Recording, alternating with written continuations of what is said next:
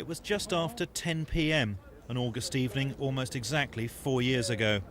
A group of schoolboys were walking home along the Holloway Road in North London after visiting the fair on Highbury Fields. They'd left early.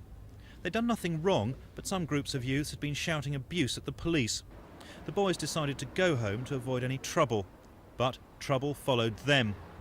Police transit van November 33, with its driver, radio operator and 6 other uniformed officers, had spotted them and tailed them slowly along the busy Holloway Road. Baltimore Ranger was then aged 16, his friend Durson Nablant just 13, and Gary Foley, who was 14. Also with them that night were Eric Ranger and Danny Jenkins, both 14 at the time. They noticed they were being followed, but they knew they'd done nothing wrong. So they turned off into George's Road, a quiet side street which leads towards their homes. Police Transit November 33 drove past, but then did a U-turn and followed them again. The van sped up to catch the group and drew alongside in the dimly lit street. Stop there, lads. Those were the only words spoken to the boys, so they lined up against the railings, and then the back of the police van opened and a group of officers jumped out and began to attack them.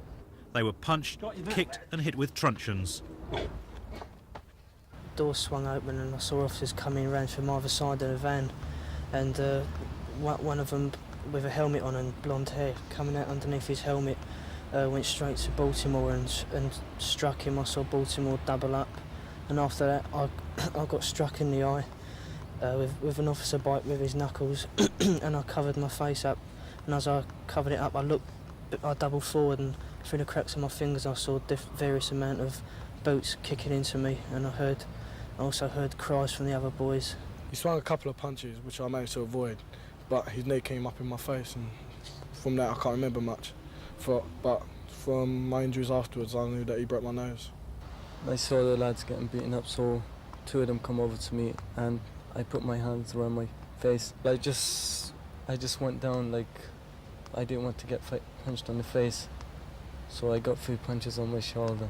After that I reckon they just got tired, or they knew that it was too hot for them. All flats all started looking out. They made too much noise, so we escaped up the road. The police van reversed out of the street as the boys ran off nursing their injuries to raise the alarm. That began a chain of investigations which have taken over 3 years to complete.